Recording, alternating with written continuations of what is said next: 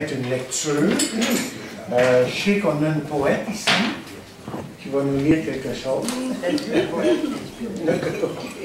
Et puis, mais écoutez, on peut s'exprimer de tant de façons pour le Seigneur. Hein?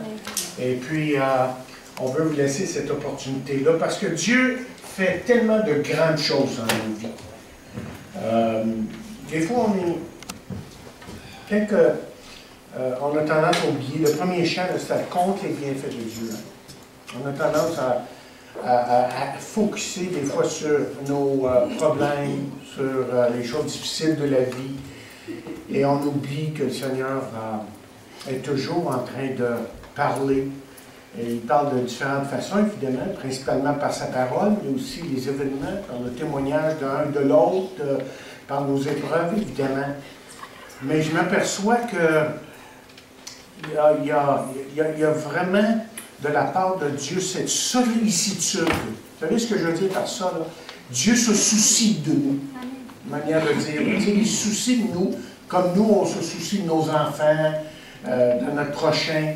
On veut le bien pour eux. Hein? Mais Dieu, c'est la même chose. Il veut tellement nous faire nous parler. Et il le fait, par exemple, par la souffrance, des fois. Des fois, c'est par la souffrance. On pense que, parce qu'on est chrétien, on n'a pas le droit de souffrir, pas le droit d'être malade. Ça, c'est une fausse théologie, ça. Dieu permet ces choses-là des fois, et il réussit très souvent à nous atteindre par ces choses-là. C'est encore un Dieu qui fait des miracles, qui fait des guérisons, tout ça, il n'y a aucun problème. Mais s'il utilise ces moyens-là, c'est parce que Dieu est en train de dire, je veux ton attention, puis je veux que tu m'écoutes, parce que j'ai quelque chose à te dire. Amen. Il y a toutes sortes de façons qu'il parle. Hein? Donc, à vous la parole, quelques-uns. Je sais qu'il y a eu des jeunes qui sont allés à une fin de semaine la semaine dernière, à Ottawa, capitale du Canada. Ils sont allés à une fin de semaine, ils ont entendu toutes sortes de choses. Alors, je ne sais pas s'il y a un jeune qui voudrait nous partager quelque chose en ce qui a trait. On pourrait commencer là, et ensuite on pourrait laisser la parole à d'autres. OK. OK. Qui est celui, celle ou ceux qui veulent parler? OK, alors, viens ici parce qu'on veut bien t'entendre. Bonjour.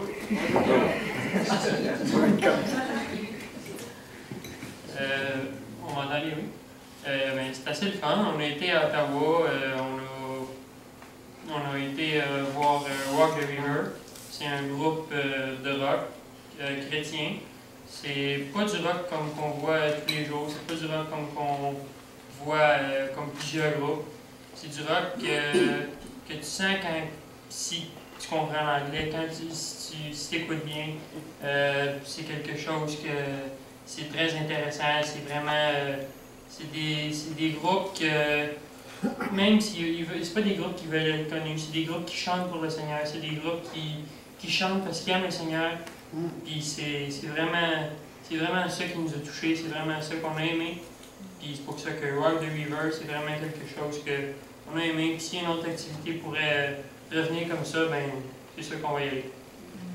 Dis-nous, je vais te poser une couple de questions. OK? Il y avait combien de jeunes là? Oh boy. Une couple de mille, à peu près 2000 personnes. OK. Ouais. OK. Puis apparemment qu'il y avait à certains moments traduction simultanée, c'est ça en français? Oui, il n'y avait pas juste du rap, mais il n'y avait pas juste du rock, il y avait du rap, il y avait... C'est de différents styles, c'est ça qui était le fun, c'est ça Rock the River, les chrétiens, on va dire, ah non, c'est juste des louanges qui sont tranquilles, non, il y a d'autres mondes qui aiment d'autres sortes de musique, c'est pour ça que... Ça atteint les jeunes surtout, ça hein? atteint les jeunes, OK, c'est bien, bien c'est ça. vraiment... Les jeunes atteignent les jeunes. OK, puis... j'ai pu comprendre, d'après ce que vous m'avez partagé vendredi, qu'il y a même eu un appel à un moment donné, il y a eu une invitation, oui. C'est ça? Ils ont appelé les jeunes à accepter Jésus dans leur vie. Donc, c'était vraiment une croisade pour Jésus. C'était vraiment pour annoncer l'évangile de Jésus-Christ. Il y a quelques-uns qui ont pu se confesser, puis c'est ça, c'est super. Qui ont levé la main, puis qui ont indiqué leur... Ben, c'est bon, OK. Puis on encourage nos jeunes à aller à des choses spéciales comme ça, là, parce qu'il y en a partout. Là, c'était plutôt en anglais, mais il y en a en français. On va les trouver à un moment donné. Oui. OK? Merci beaucoup. Merci. OK.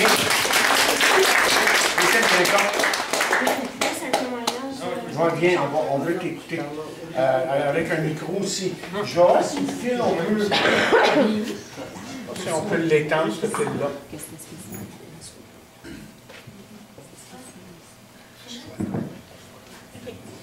Moi, c'est à rapport à un témoignage qu'une chanteuse avait témoigné un peu. Elle disait que quand elle était jeune, elle avait des cousins puis un frère et tout. Puis son cousin, il avait la même âge que son frère. Puis c'était vraiment comme son frère, son propre frère. Et puis il avait peut-être 5 ans. Puis lui, il s'est fait battre à mort par son beau-père. Donc elle a été élevée dans une... Sa grand-mère était chrétienne puis tout. Puis elle était habitée chez ses grands-parents parce qu'il est arrivé des choses dans sa famille. Puis rendue là, quand ça s'est arrivé, elle a tombé en larmes, elle n'était plus capable, elle a comme tombé en dépression. Elle n'était pas très acceptée à l'école. Les gens riaient souvent d'elle plutôt. Et puis une des filles qui la niaisait le plus souvent, à un moment donné, elle l'a croisée dans la rue, puis elle a dit « Sont beaux tes cheveux ». Puis là, elle a dit « Tu vois vraiment juste l'extérieur tout le temps, toi. Tu n'es pas capable de regarder l'intérieur des gens. Tu trouves que mes cheveux sont beaux, mais tu ne sais même pas c'est quoi qu'il y a à l'intérieur de moi, tu sais. Moi, je souffre, j'ai mal, puis toi, tu fais juste regarder l'intérieur des autres, tu t'en fous, tu sais. » Puis elle, là, ce qu'elle faisait, c'est qu'elle aimait ça quand les gens disaient des méchancetés. Elle se nourrissait de ces paroles-là, puis elle voyait beaucoup le noir, puis elle se teindait les cheveux, tu sais, différemment. Puis elle a grandi comme ça un peu. Elle est tombée à un moment donné où elle voulait mourir. Tout était planifié, elle avait tout dans sa tête, elle voulait faire des lettres, puis tout. Puis en rentrant chez eux, après l'école, c'était là que c'est planifié pour qu'elle aille se tuer. Puis la raison pour ça, c'est qu'elle souffrait, puis elle savait que chez eux, il n'y avait personne. Son grand-père était à l'hôpital, puis sa grand-mère était supposée aller la rejoindre. Mais quand elle est arrivée, sa grand-mère était là. Puis sa grand-mère a dit « Qu'est-ce qui est arrivé avec tes cheveux? C'est quoi tu fais? » Puis elle a dit, parce qu'elle savait couper les cheveux très courts, parce que ça l'avait fait pomper quand la fille avait dit que c'était beau, ses cheveux. Puis elle a dit « Qu'est-ce qui se passe avec toi? » Puis en tout cas, ils se sont engueulés. Elle a dit « Là, moi, je t'amène à l'église, puis tu n'as pas le droit de refuser, tu viens à l'église. » Puis elle a dit « Non, je veux pas y aller. » Puis ils se sont engueulés pendant 45 minutes. Puis à la fin, elle a dit à sa grand-mère, si tu arrêtes de me parler, là, elle dit, je vais y aller. Fait que là, sa grand-mère, elle l'a amenée, elle attendait dehors de la porte de l'église. Fait qu'elle était vraiment obligée de rester là. Elle s'assit en arrière, ça ne tentait pas d'écouter. Puis le pasteur, quand il parlait, elle s'est dit, c'est vraiment ma vie qu'il raconte, qu'est-ce qui se passe, c'est quoi ça? Puis le pasteur s'est mis à pleurer à la fin de sa prêche. Puis il a dit, je sens un esprit de suicide ici. Puis, en tout cas, il était vraiment triste, il pleurait, il dit « Si tu es capable d'avancer en avant, on va prier pour toi, parce que c'est ce que Dieu nous demande à faire. » Puis elle est restée assise dans sa chaise, elle voulait vraiment pas y aller. Elle s'est dit « Il se prend pour qui? » Puis non. À la fin, il y a un monsieur qui a pris le bras, puis il a dit « Viens ici, je veux parler. » Fait que là, elle a été, puis il a dit « Je sais que c'est toi. » Il dit « Si tu me permets, j'aimerais ça prier pour toi. » Puis elle était rendue vraiment là, en bas de la chute, elle n'était plus capable. Elle s'est dit « Pourquoi pas, c'est la dernière chose qui reste, mais je veux t'avertir, je ne crois pas en ce que toi tu crois. Je ne crois pas en ce que vous croyez. » Puis elle dit que le Seigneur l'a touchée ce jour-là. Puis là, elle est rendue chanteuse dans un groupe de chrétiens. Amen! Bravo!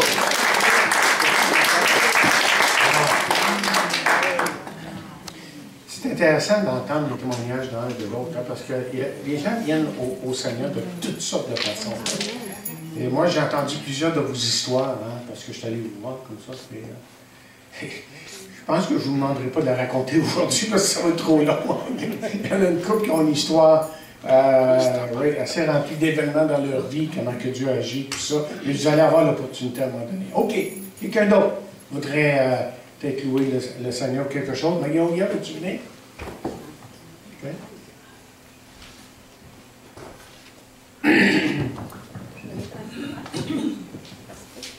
Je ne m'attendais pas que ça soit fait comme ça. C'est un peu, on fait ça comme ça, puis là, ben, c'est bien. Non, je ne vais pas m'asseoir là, parce que je me lasse, c'est mieux, Ah, ok, c'est bon.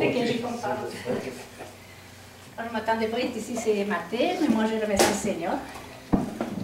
Je remercie le Seigneur qui me permet d'être ici parce qu'on a vécu des choses par rapport à la fille de la famille.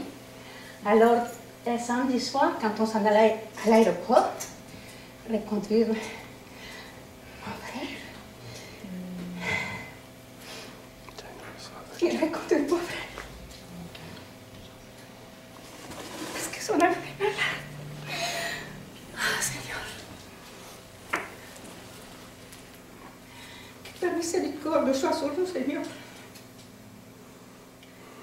Je l'ai vu tellement épuisé, tellement battu.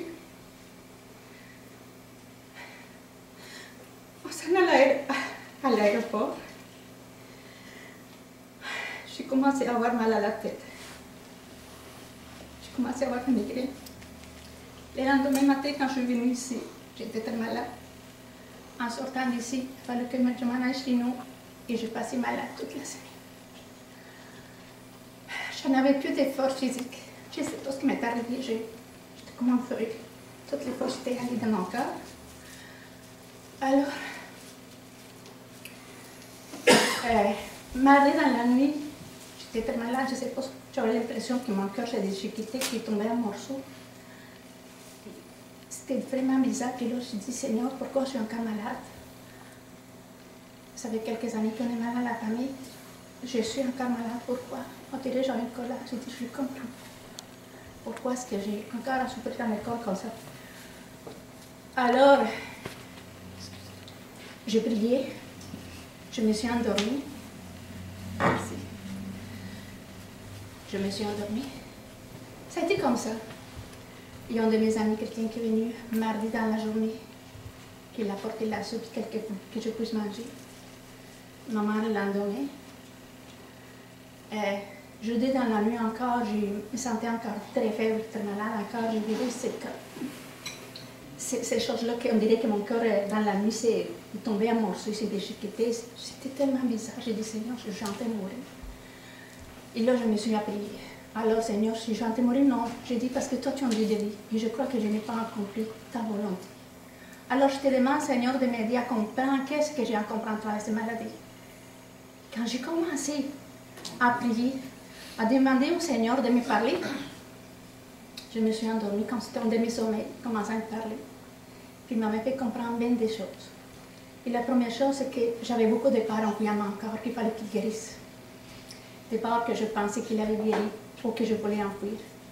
Et elles étaient toutes là. Le Seigneur, il fallait qu'elles sortent. Alors j'ai commencé à comprendre qu'on devait en peur de toute ma vie, c'était la maladie. La peur de la peur et la peur de souffrir, la peur de mourir. Qu'il fallait que par ces maladies-là, encore une fois, que je comprenne qu'il est le Dieu Tout-Puissant.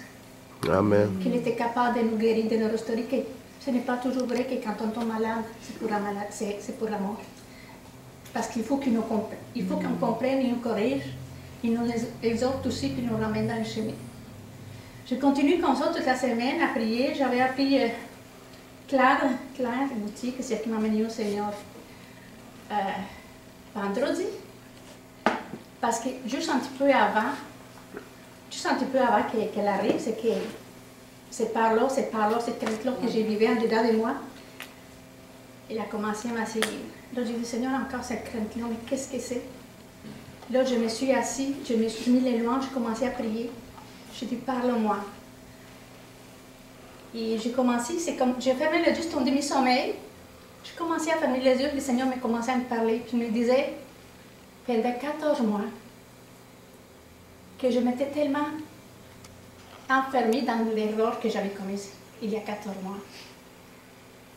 Et cette erreur-là, c'était par ma désobéissance, parce que j'ai voulu faire ma volonté. Je n'ai pas voulu faire la volonté de Dieu, moi je le savais. Parce que je me suis dit, oh peut-être, que si je faisais à cette façon-là, je serais mieux installée. Et non. Je me suis rendu compte qu'en faisant ma volonté, je suis plus installée. Et ça a touché mes émotions, ça a touché mes finances, ça a touché mes enfants, ça a touché ma santé. Et ça a touché aussi ma vie spirituelle, ma vie chrétienne, parce que les témoignages, je les détruis, puis je me suis éloignée, je me suis allée beaucoup de gens, beaucoup de monde, puis il m'a dit, regarde, qu'est-ce que tu as fait? Tu as été tellement, tu t'es tellement concentré en ton erreur, tu n'as pas été capable de pardonner, tu me demandais que je te pardonne, mais toi, tu étais là, puis tu ne voyais pas. C'était toujours tes finances, tu ne voyais pas autre chose. Alors, je commençais à prier dans ma tête, je me demandais pardon. Il a dit, il y a une personne qu'il faut que tu appelles et tu lui demandes pardon. Je l'ai appelé. Pardon-moi, Seigneur. Je l'ai appelé, je lui ai demandé pardon de l'avoir négligé. Parce que je pensais que mon problème était pire que les autres. Ensuite, j'ai continué à prier comme ça. Je priais. J'ai dit de me monter encore. Qu'est-ce qu'il y avait? Mon garçon, moi, mes enfants étaient malades cette année. En mars, mon premier, Alexandre, a été opéré d'urgence pour... je n'ai plus. Appendix. Et puis l'autre a eu une mononucléose avec une inflammation, je ne sais pas, la gorge. C'était comme tout compliqué. Et bon, le médecin, quand il a été à l'hôpital d'urgence, parce qu'il a sa température à 39, presque 40, il ne descendait pas depuis une semaine, alors c'était le temps que j'allais à l'hôpital. Et le médecin m'avait dit qu'il fallait qu'il se repose au moins pendant, je ne sais pas, de 3 à 6 mois. Mais quand tout bon parent qui veut qu'il aille à l'école, après un mois, je l'ai poussé à l'école. Je l'ai envoyé parce que non, il faut absolument qu'il s'en aille, Jean, il est capable. C'est ce que je me disais, moi. Mais pendant que je priais, que j'étais comme dans une demi-sommeil, le Seigneur me disait, quand tu es malade, qui te pousse? Et quand tu es démotivé, quand tu manques de motivation, as-tu quelqu'un qui t'oblige à te motiver? Pourquoi tu l'as fait avec ton garçon? Oh mon Dieu! Alors, tu vas lui demander pardon. C'était drôle parce qu'aussitôt que je vois ça dans ma tête, là, j'entends la porte, c'était mon garçon qui arrive de l'école. C'est jeudi midi. Je lui demande qu'est-ce qui est arrivé. Je dis, Philippe, je me sens trop fatiguée. Il a fallu que je me retourne à l'école. Oh Seigneur, pardon.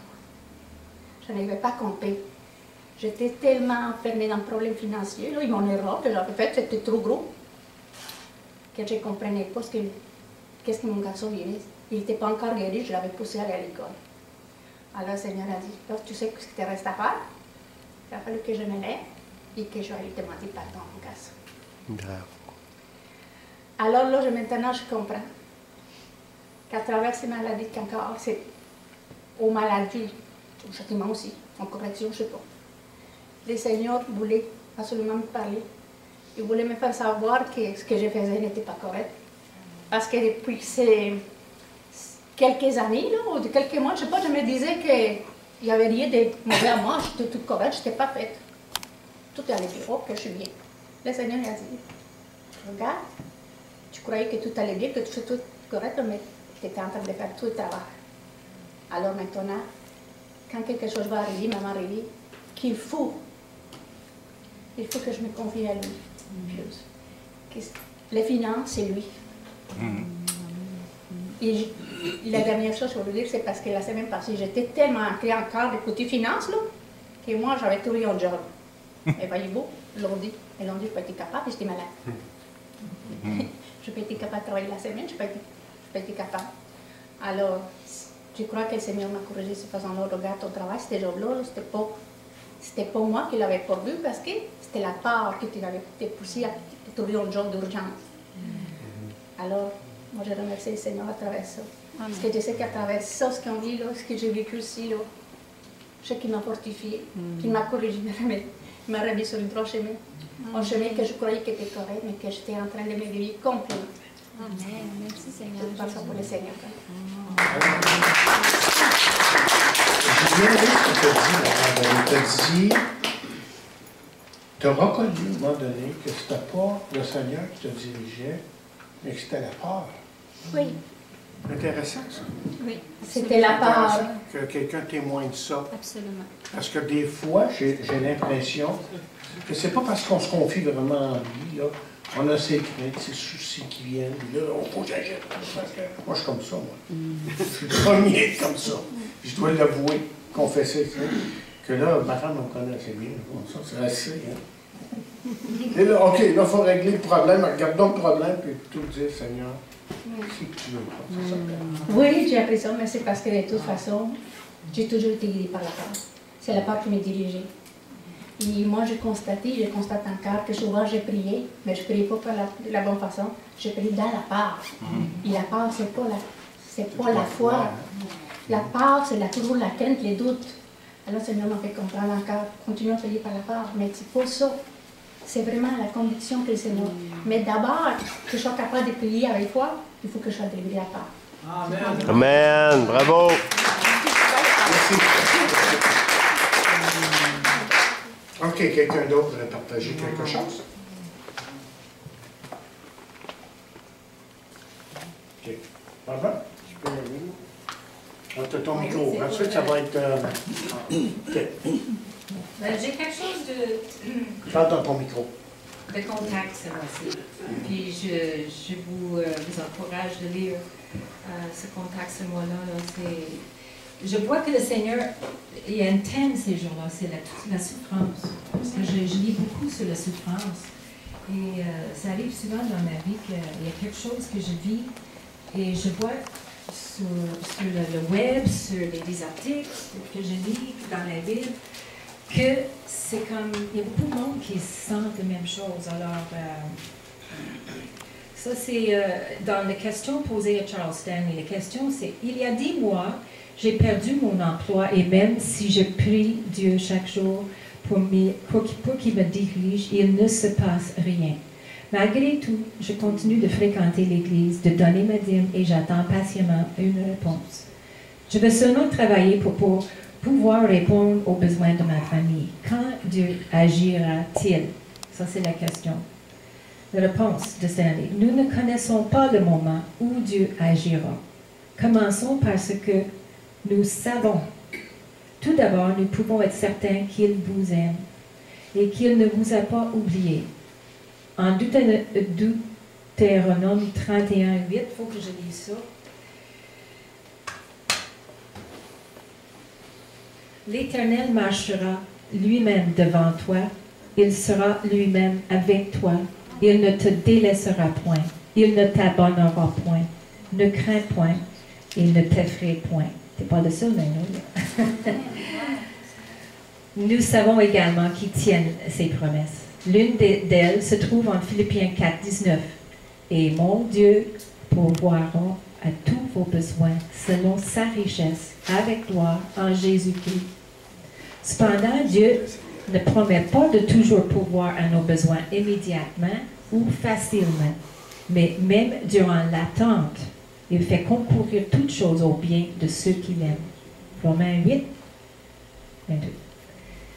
Il agit aussi en faveur de ceux qui espèrent en lui. Isaïe 64, 4. D'après ce que vous m'avez dit, je crois qu'il agit dans votre situation. Mais qu'est-ce qu'il peut bien faire? Vous demandez-vous après 10 mois d'attente. J'aimerais vous suggérer une réponse. Il y a des moments où Dieu est à l'œuvre, même s'il semble inactif.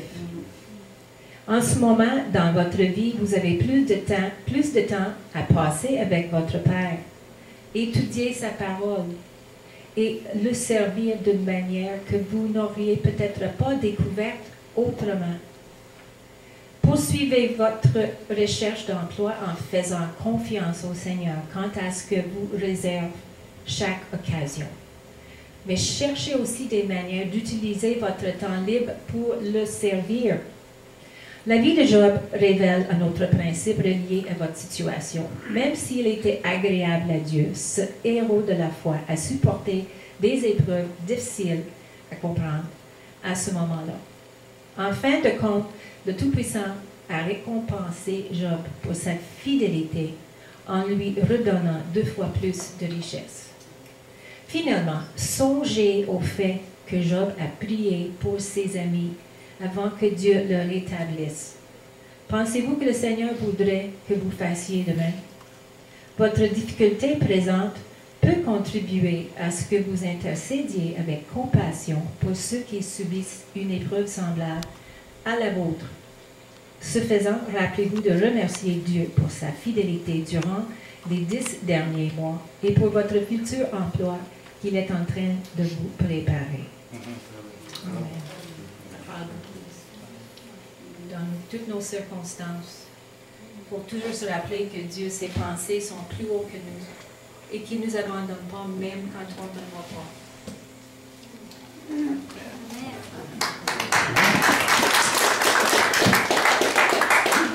Si vous ne l'avez pas là, faites venir.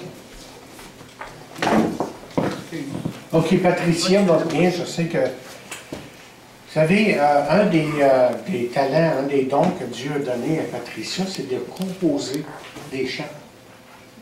Et des textes qui expriment pour elle là, sa louange. Le plus beau dans moi, c'est Patricia. Bonjour tout le monde. J'aime ça parler aux gens. J'avais choisi quelque chose. Ça s'appelait Méditation sur une mélodie d'été. Puis ça parle des petits oiseaux, puis du soleil. Puis je t'appelle comme Braque, qui est à 5h30 du matin. Et je viens de vous entendre parler. Moi, là, je ne ferais pas là, quand je suis ici, mais je vois qu'il y a bien des gens qui souffrent, qui ont peur de ci, peur de ça. Fait que, tu sais, je vais regarder l'autre que j'avais emporté, puis j'avais appelé ça la berceuse des mal-aimés. Je suis quétaine, mais c'est des mots qu'on finit par comprendre. Puis ça, cette chanson-là m'avait été donnée. Puis il y avait un café à Saint-Henri, à l'église méthodiste. Et puis souvent, je commençais une chanson comme ça, puis tu sais, c'est pas de 3 paragraphes, ça part tout seul, puis la musique avec. Puis je savais même pas faire des accords bien gros avant, j'avais appelé du piano, mais pas tout ça. Puis souvent, il arrivait des choses que quand j'arrivais avec ma chanson, je veux vous chanter une toune avec mon petit Casio de même emprunté, là, de mes nièces, et puis avec pas de pédale ni rien. Puis moi, je jouais devant tout le monde, ça me dérangeait pas. Je remercie le Seigneur parce que il m'a fait solide. Je veux dire, on peut rire de moi, on pourrait... J'aimerais pas qu'on me crache dessus, là. Mais je veux dire, ça fait rien. S'il faut que je fasse quelque chose, je vais le faire. Puis en tout cas, à un moment donné, un événement est arrivé comme ça, puis regardez bien qu'est-ce qui se passe dans le premier paragraphe. J'ai changé de feuille tout de suite. J'ai reçu une chanson, puis je commence par une berceuse, mais au lieu de dire « Endors-toi, mon enfant » ou « Fais dodo », moi je dis « Réveille-toi, mon enfant », puis ça continue. Puis c'est comme si Dieu nous parle ou quelque chose de même. Fait que ça dit « Réveille-toi, mon enfant, toi qui dors depuis longtemps », ça c'est dans la Bible. Ta peur de souffrir, ta peur de mourir ont gardé tes yeux fermés. Réveille-toi maintenant. C'est un beau compliment, tout ce qu'on vient de dire. Puis c'est lui qui me fournit les plugs, j'en reviens pas, c'est ça. Puis là, ça continue. Vous êtes tous mes enfants et je suis un père aimant. Je veux vous bercer bien tendrement, vous dire tout doucement que je vous aime vraiment. Lâche d'avoir peur de souffrir, puis relax dans les bras du Seigneur. Ça, c'est pas marqué, là. Jésus a payé pour vous au prix de son sang versé. C'est le Père qui parle. Il dit, il me réclame chacune de vos vies. Comment pourrais-je lui refuser? C'est gagné d'avance, c'est payé d'avance.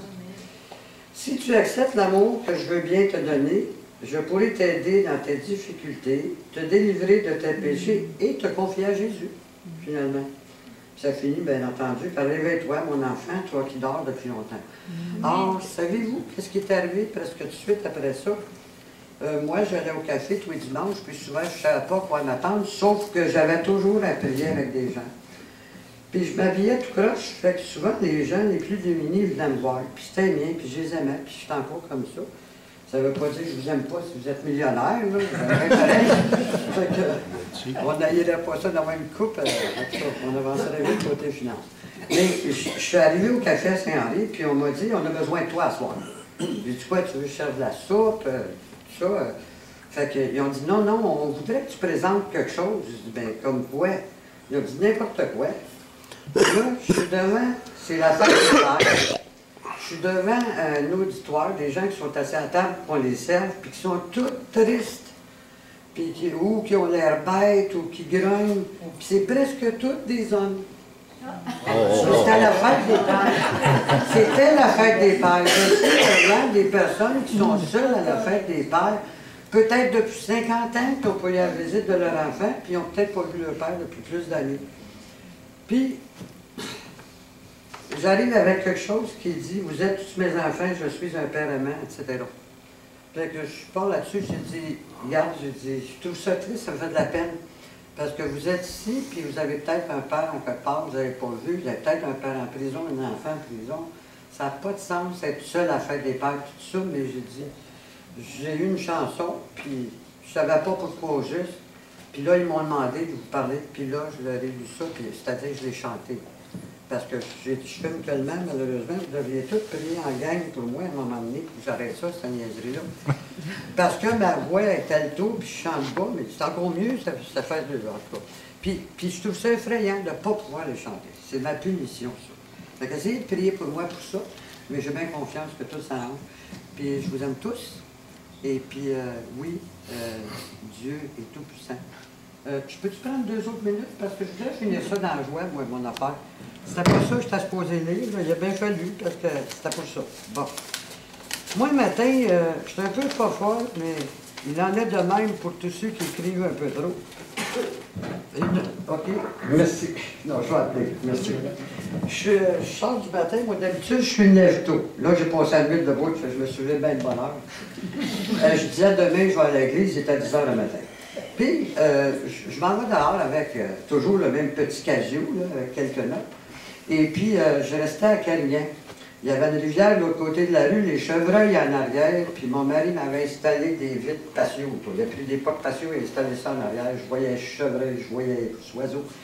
Tu sais, à 5h30 du matin, c'est écœurant comment c'est beau. Bon. Et puis là, je vois ça. Puis une oriole, ben, voyons donc, c'est pour les joueurs de hockey, ça, quelque chose de même. Là, ben non, il y avait une oriole dans ma cour, je n'avais jamais vu ça, cet oiseau-là, avec ben du rouge, là. Fait que je suis parti, là, puis je niaise, là, je pitonne un peu, je regarde partout, puis ça sent bon, puis les fleurs, je fume ma poule, là. Puis je commence. Une oriole sort d'un gris nuage, une fleur jaune, dandine, du coup. Le doux vent m'apporte la senteur des trèfles blancs et roses. Le refrain, puis je change toujours de refrain, puis c'est une personne de beaucoup de mots. Le refrain, c'est « Et toi, Seigneur, que fais-tu dans ma vie? Tu es Dieu qui dirige mon cœur. Tu es celui qui cueille chaque jour des fleurs flétries pour leur donner la vie. » Quand je parle des fleurs, d'habitude, je parle toujours des âmes accueillies ou réconfortées. Puis je continue, puis il y avait des wawarons pour le vrai. Fait que les wawarons chantent le matin, les hirondelles menacent le chien, les alouettes jouent au pilote, tout en protégeant leur nid. Et je capotais de joie, puis j'en tremblais, puis j'avais du fun. Puis ça continue. Puis là, je parle au Seigneur. Et toi, Seigneur, où es-tu dans ma vie? Tu es partout comme des brins de bonheur. Chaque sourire, chaque soupir, tu les reçois quand ils viennent du cœur. Toutes les choses que tu vois, j'aime la nature. Toutes les choses que tu as créées, les grands arbres et le foin doré, les quenouilles et même les chardons, sont là selon ton intention. Et toi, Seigneur, que veux-tu en retour? Veux-tu que j'aime ce que tu as créé? Tu m'as aimé jusqu'à en mourir. Comment pourrais-je te prouver mon amour? Puis là, c'est le dernier refrain. C'est en croyant qu'à la mort de ton Fils m'a racheté du péché pour toujours. De tout mon cœur, j'ai voulu croire, et ton esprit m'a rempli de ta joie. Il est encore là, 26, 27 ans plus tard. Je vous remercie de votre patience. Bravo! C'est une belle parole. On a appelé ça ce matin un déjeuner d'espoir. Je pense que tout ce qu'on a entendu, là, ça reflète l'espoir. Gérald, viens nous voir.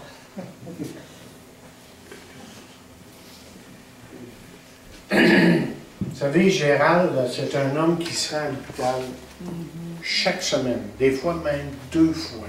Non, une fois la semaine. Une fois, mais des fois 2, hein? 2 transfusions la même journée. Oh, OK. Mais je pense qu'il connaît le réconfort du Seigneur. Oui, bonjour. Bonjour. Moi, le pasteur a commencé à parler par ma maladie, là, puis je me suis rendu compte cette semaine que le Seigneur permet ça. Quand j'ai eu la chance de témoigner mon hématologue, de témoigner mon médecin cette semaine. J'ai dit que dans les chrétiens, il y avait beaucoup d'amour, beaucoup d'entraide, puis tout ça. Là, puis on regarde rien dit, mais elle a l'air à comprendre que c'est vrai, je pense. Là aussi, vous avez témoigné, comme presque tout le monde le sait, au déménage. On s'en vient sur la rue Mercier ici. Puis combien de gens ont essayé de nous dissuader d'aller rester là? C'est un coin de bonheur, c'est ici, puis c'est ça. Mais on a prié ça. Puis avant ça aussi, là, c'est la première place qu'on a appelée pour un loyer qu'on nous a répondu. Parce qu'on a appelé ailleurs, puis ça ne répondait pas, puis qui laissait un message, ils ne nous rappelaient pas. Puis d'autres qui avaient des marches, 6 marches. Mon épouse, on déménage justement à cause qu'il y a des marches à bien mal aux jambes. Puis là, j'ai compris dans tout ça. Et c'est Satan qui ne veut pas qu'on se rapproche de l'Église puis de nos frères et sœurs. On commençait à être plus à notre aise en vapeur, là, comme je le disais à Magnolia, Magnolia tantôt, là. Et la peur, c'est pas trop bon. T'as raison. Puis là, après qu'on a compris ça, mon épouse et moi, on était un peu plus décidés. Bon, quand on a pris on a visité, on a pris le logis. Et là, on a un bon samaritain qui vient peinturer cette semaine. Tout s'organise. Puis encore, hier, c'est mon neveu, notre neveu qui est censé nous déménager. Puis lui, il travaille, là. Des fois c'est jour, des fois c'est nuit, il ne sait jamais ses camions. Et là, on n'est pas un peu, il disait ça, là, je ne sais pas s'il va pouvoir y aller telle journée, ça.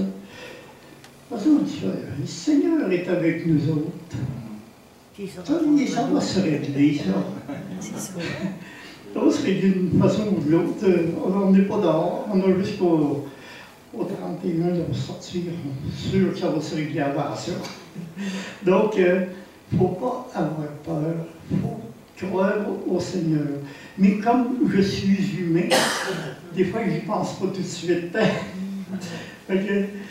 Après ça, quand je pense, le Seigneur est là, il ne faut pas oublier ça. Donc, ça va beaucoup mieux de ce temps-là. Merci.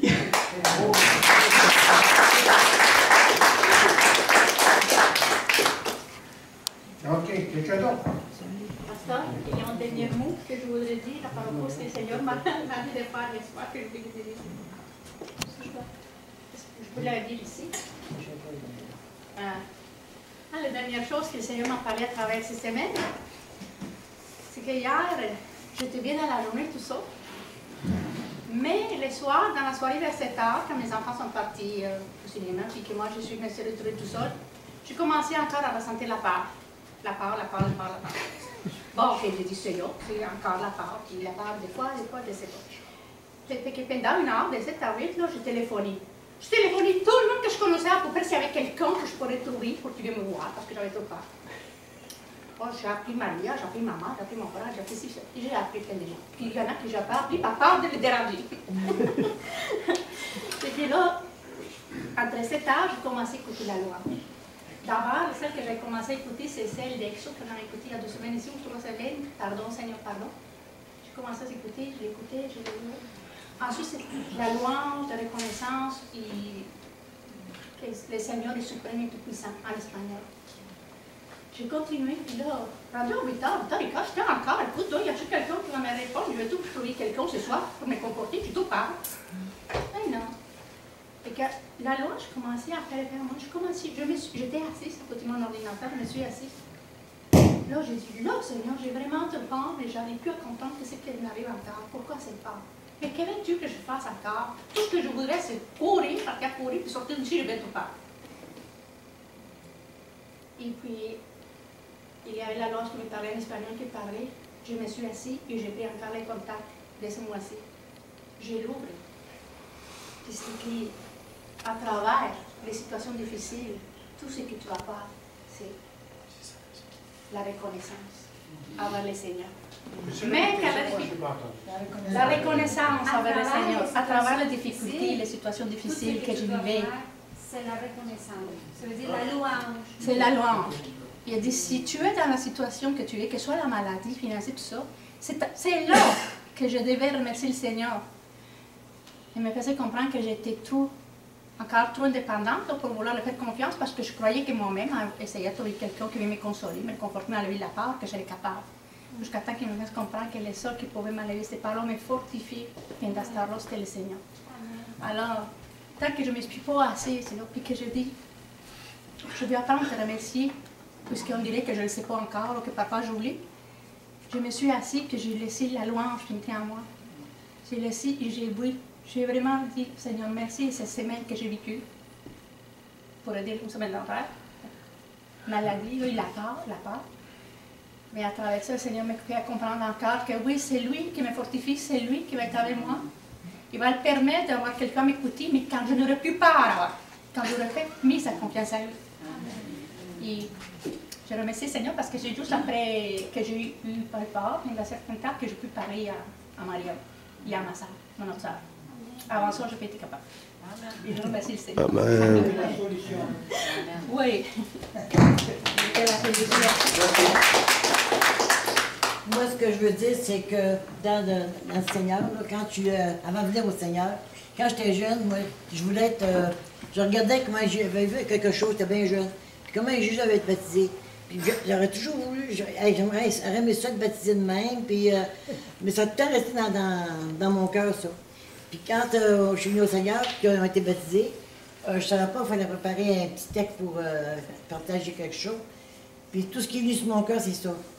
Qu'est-ce que j'ai voulu faire jeune, se réaliser aujourd'hui, je voulais être baptisé comme Jésus, puis aujourd'hui je le suis. C'est tout ce qui est venu sur mon cœur. Et puis, pour ce qui est dans la vie, quand j'ai de la misère ou qu'il y a quelque chose, c'est même écrit dans un de mes livres de recettes, je puis tout par celui qui me fortifie. Ça, là, je le répète souvent, puis quand j'ai de la misère, puis c'est merveilleux. On ne peut rien sans lui. C'est vrai. C'est vrai. Vous savez ce que Jésus a dit? Mais c'était le texte de... Ok, vas-y. Vas-y, absolument. Je vais enlever ça de là, mais... Avec tout ce qui s'est dit ce matin, c'est un verset qui a commencé à me relever. Dieu a touché mon cœur en février 2002. Puis, quand tu es jeune chrétien, tu fais des prières des fois que tu sais pas, tu n'en connais pas de la portée et des conséquences. Quelques semaines après que touché mon cœur, j'ai dit, Seigneur, si tu n'es pas content de ce que je suis devenue, c'est toi de mettre potier. Smash la vase, par commence. M'écoutez. Céline, je m'excuse, j'ai pas compris. J'ai dit, quand j'étais jeune chrétienne, j'ai prié Dieu après quelques semaines, après que touché mon cœur. J'ai dit, si tu n'es pas content, Seigneur, du vase que je suis devenue, c'est toi le maître potier. Smash les percances. Mais écoutez, je suis tombée de très, très, très, très bas. Autant niveau émotionnel, physique, spirituel, en tout cas, limite, tous les cadrans qu'il peut avoir sur un dash de char, il était tout à zéro. Même en bas de zéro. J'étais très, très malade. Puis, à un moment donné, c'est une de mes amies qui est venue me voir, j'étais à l'hôpital. J'ai demandé, j'amène-moi ma Bible. Puis j'ai recommencé à lire la Bible. Après ça, 2-3 jours que je ne savais rien, là, je ne faisais que respirer, puis c'était déjà une grosse job. Voici le verset qu'il m'a donné à ce moment-là, puis c'est à partir de ce verset-là, à partir de ce moment-là, où Dieu m'a relevé, puis que depuis ce temps-là, il me tient par la main. Puis là où je la pointe, ça cœur, parce que là... C'est dans Ésaïe 41, ça commence au verset 10. Il me dit, dans sa parole, « Ne crains rien, car je suis avec toi. Ne promène pas des regards inquiets, car je suis ton Dieu. Je te fortifie, je viens à ton secours.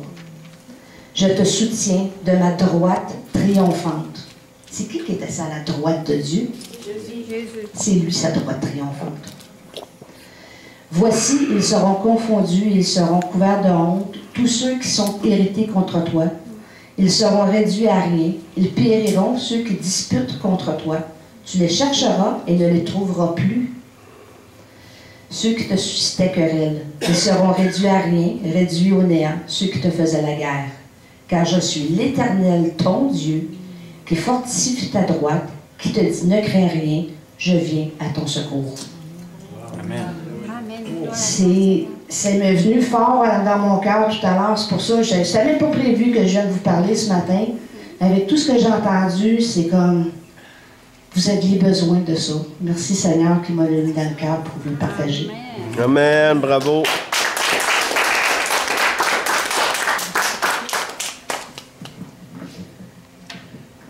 J'ai commencé à lire Hébreu cette semaine, puis dans le chapitre 10, c'est quelque chose, le Seigneur m'a vraiment apprendre, à attendre, à lire, à le méditer. J'ai trouvé ça super beau. C'est ainsi donc, frères, nous avons, au moyen du sang de Jésus, une libre entrée dans le sanctuaire par la route nouvelle et vivante qu'il a inaugurée pour nous au travers du voile, c'est-à-dire de sa chair. Et nous avons un souverain sacrificateur établi sur la maison de Dieu. Approchons-nous avec un cœur sincère, dans la plénitude de la foi, les cœurs purifiés d'une mauvaise conscience et le corps lavé d'une eau pure. Retenons fermement la profession de notre espérance, car celui qui a fait la promesse est fidèle. Veillons les uns sur les autres pour nous exciter à l'amour et aux bonnes œuvres. Amen. Amen.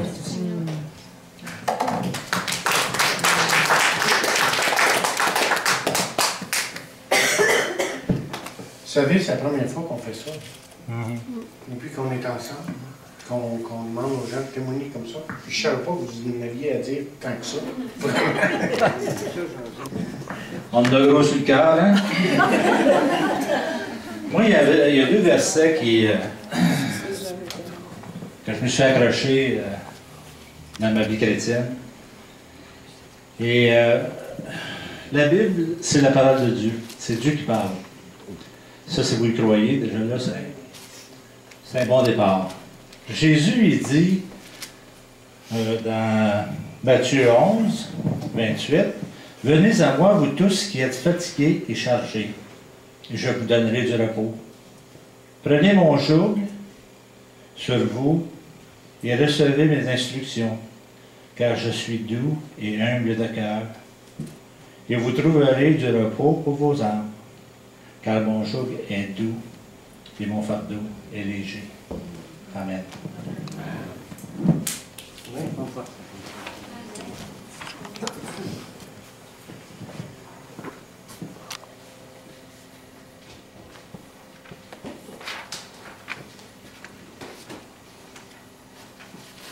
J'hésite de terminer.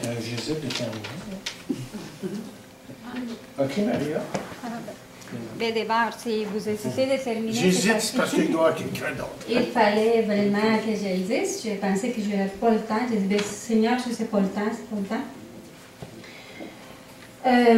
C'est une exhortation par rapport à ce que j'ai lu cette semaine à travers la parole des dieux. Oui, c'est vrai que le Seigneur nous dit de rien craindre. Oui, c'est vrai que le Seigneur va nous fortifier. Oui, c'est vrai qu'il va nous restaurer. Oui, c'est vrai qu'il nous libère, il nous transforme.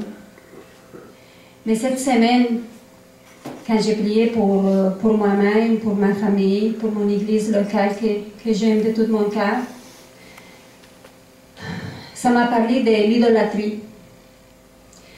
Alors, je veux juste vous lire un petit peu d'où est-ce que ça s'est venu parler et qu'est-ce que ça a dit par rapport à travers une prédication de quelqu'un que j'apprécie beaucoup, que je sens dans mon cœur que c'est un homme de Dieu et qui vraiment amène la parole d'une manière très simple, très sage, mais la vérité franche, la vérité qui frappe.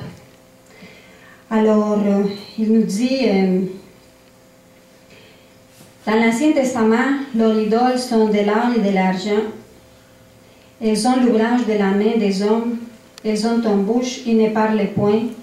Elles ont des yeux, ils ne voient point. C'est le psaume 115, verset 4. Elles ont des oreilles, ils n'entendent point. Elles ont un nez, ils ne sentent point. Elles ont des mains, ils ne touchent point. Des pieds, ils ne marchent point. Alors, vous pouvez continuer à lire. Mais c'est pour me dire que ça m'a parlé très fort cette semaine parce que malheureusement, nos idoles, aujourd'hui, ils ont des bouches. C'est les médias, c'est la technologie. Malheureusement, c'est ceux qui sont devenus nos idoles aujourd'hui. Ce que le pasteur disait cette semaine, c'est que tout ce qui est devenu une idole, c'est ce qui enlève les temps pour Dieu. Ça ne veut pas dire d'être toujours dans la parole. Ça ne veut pas tout dire d'être toujours dans les louanges. Ça veut tout simplement dire, est-ce que notre cœur y est vraiment pour lui? Ou est-ce que nous sommes des chrétiens de dimanche? Ça veut tout simplement dire, est-ce que notre témoignage, on l'amène partout, de ce que nous disons, de ce que nous faisons, de ce que nous sommes en tant que personne, en tant que couple, en tant que famille, ou c'est tout simplement pour bien paraître. Alors c'est là que ça a parlé beaucoup, beaucoup, beaucoup. Nos idoles, ce sont des comportements.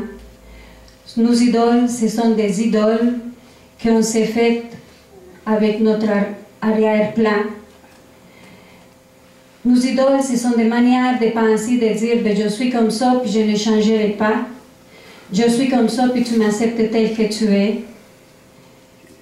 Nos idoles, ce sont des attitudes face à nos voisins, à nos parents, à nos consoeurs, à nos frères, à nos maris, à nos épouses. C'est ce qui sont devenus nos idoles aujourd'hui. Alors, c'est vraiment me parler beaucoup, beaucoup. Nos idoles aussi, c'est ce que nous allons. Les pieds, ici il dit, ils ont des pieds mais ne marchent point. Nous pouvons devenir nos propres idoles parce que nous allons à des places où on se laisse contaminer de la vie du monde. Alors si le Seigneur m'a permis de vous témoigner ça, mes frères et mes sœurs, c'est parce qu'il veut vraiment qu'on leur donne, qu'on lui donne notre cœur, qu'on lui donne notre vie, et que notre obéissance puisse servir d'encre pour vraiment faire un témoignage de notre vie, de notre Église locale. Ce témoignage, je l'ai fait pour sa gloire. Amen. Amen.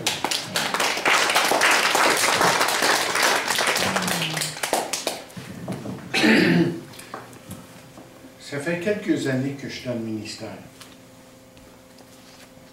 Quelques années. Pas loin de 40 ans. Et puis, de nature, je suis un évangéliste. J'ai toujours dit un implanteur doit être un évangéliste d'abord. On n'est pas capable de communiquer l'Évangile, c'est pas de commencer une église. Il faut être capable de le faire simplement, mais vraiment présenter l'Évangile. Mais probablement que ma plus grande joie, à travers les années, c'est commencer une église et de voir maturer les gens dans leur foi. Ça, c'est ma plus grande joie, probablement. J'aime voir des gens venir à Dieu. Je me rappelle des dimanches, ma première église où je voyais 15 personnes un dimanche venir en avant, accepter le Seigneur. Les gens, je n'ai jamais vu. C'était dans les années 80, ça. Et Dieu fait des grandes choses. Mais quand on voit les gens, là, qui, comme je vous disais mercredi, qui ne savaient absolument rien au début, là, qui sont devenus des prédicateurs, qui sont devenus des personnes en qui on peut avoir confiance pour aider d'autres à grandir dans leur foi, ça, c'est ma plus grande joie. Parce que je sais maintenant que Dieu va agir à travers eux. Et c'est ça qui se passe ici. Ça ne fait pas si longtemps que ça qu'on est ensemble. Pour la plupart de vous, peut-être moins d'1 an. Mais déjà, je vois des changements qui se produisent dans votre vie. Pour d'autres, peut-être un peu plus longtemps, mais je vois là, les changements qui se produisent, votre façon de penser, surtout, votre attitude, évidemment. Et ça, c'est Dieu qui fait ça. Tout ce qu'on est, nous, c'est des porte-paroles. Absolument rien d'autre que ça. Mais Dieu fait son travail dans nos vies. Et on continue à compter sur lui, à vraiment nous attendre à ce qu'il fasse de grandes choses. Et ces grandes choses-là, je veux les voir dans votre vie. Juste pour terminer. Et la semaine prochaine, je vous emmènerai le message que je voulais vous apporter aujourd'hui, qui est intitulé « Les voleurs de la joie ». On parle d'action de grâce, on devrait être capable de parler de joie. Amen. Quels sont les voleurs de joie? Toutes sortes de choses qui peuvent nous voler la joie. Et on ne s'en aperçoit même pas conscient que maintenant on n'est plus ce qu'on était auparavant. Et Jésus a dit ceci. Il a dit, je vous ai dit ces choses afin que ma joie soit en vous. Et ensuite il rajoute, et que cette joie, que ma joie soit parfaite. Il ne dit pas ma joie, mais que votre joie soit parfaite. On va parler de ça la semaine prochaine. Mais quelle joie, d'abord, qu'on a de lui appartenir. mais ensuite de marcher avec lui jour après jour et de découvrir que la vie chrétienne, c'est vraiment une aventure. Pas toujours facile, mais n'importe quel aventurier qui veut découvrir ou accomplir telle et telle chose va vous dire souvent que ça a été difficile, mais ça a valu la peine. Et avec lui, ça vaut vraiment la peine. Amen. Amen. Donc, on va terminer là, mais avant de terminer, juste quelques annonces à vous faire. Il ne faut pas oublier que mercredi de cette semaine, à 7 h, on continue notre étude sur la Christologie, l'étude de Jésus-Christ. On fait juste la commencer, là, mais c'est une étude extrêmement importante. Si vous n'avez jamais eu une étude sur la doctrine de Jésus-Christ, c'est absolument nécessaire que vous ayez ça. Parce que le Jésus que j'entends des fois à la radio, même à la télévision, certains, c'est pas le Jésus que je connais. C'est important de savoir ce que Jésus, qui il est et qu'est-ce qu'il peut faire dans nos vies. Ça, c'est mercredi. Maintenant, le 20 septembre, c'est un samedi, ça. 20 octobre. Ah oui, on va changer de mois. OK, changer de mois. 20 octobre, je m'excuse. Au soir, il va y avoir un souper ici. Produit ou fait par le Café Chrétien. Et c'est leur 15e anniversaire. Alors, si vous voulez venir célébrer, il y a un coût de 10 $. Et ça, c'est vraiment une levée de fonds pour aider le Café Chrétien. Mais vous êtes les bienvenus. Il y a le groupe Enoch. Enoch, c'est ça. Le groupe Enoch qui va être là. Et, donc, un temps de louange et d'appréciation pour ce que le Seigneur a fait. As-tu d'autres choses que tu veux dire, André? Il va y avoir Thérèse, ses filles qui vont chanter. Ah, qui vont chanter, OK. Thérèse et ses filles. OK. Et les jeunes, il ne faut pas oublier les jeunes, vous vous rencontrez ici à 7 h. Parce que je n'ai pas eu d'autres paroles là, de Jean-Claude ou qui que ce soit. Je pense que c'est ici à 7 h. OK? Les jeunes, la jeunesse, vendredi soir. OK. OK, on va chanter un dernier chant, mais avant ça, il faut passer pour l'offrande. C'est ça? En même temps, oui. Oui, OK, on va passer pour l'offrande. Là, on parle. Oui, pardon. Les calendriers, vous avez. Ah, j'ai oublié les calendriers. Je les ai faits, imprimés, tout. Le rayon de date était supposé être le 20 octobre. Alpha. Mais c'est la même journée que l'anniversaire le soir. Je me demande si c'est pas trop. Oui, un petit peu. Un petit peu, hein? Parce qu'on peut prendre le temps avec les femmes le matin. Mettez ça pour le moment pour un mois. Vous en parlerez la prochaine fois. C'est vrai que des fois, il y a des activités qui arrivent là, comme ça, mais c'est correct. Mais les dames se rencontrent toujours à 10 h le mardi pour un temps de prière. Et ça a lieu toujours chez Élise. OK? Et les dames qui peuvent se rendre à 10 h chez Élise, moi, tout ce que j'entends, c'est que c'est vraiment un temps de béni de Dieu, ça. Donc, un temps de partage et de prière. Amen. Est-ce qu'on passe sur l'offrande? Oui, on passe sur l'offrande. Avec ça, ça va être c'est une chaîne à Jésus élevé? Oui. C'est dernier jour, Je vais demander à Eddie. Tu n'as pas entendu, toi, Eddie? Tu n'as pas entendu.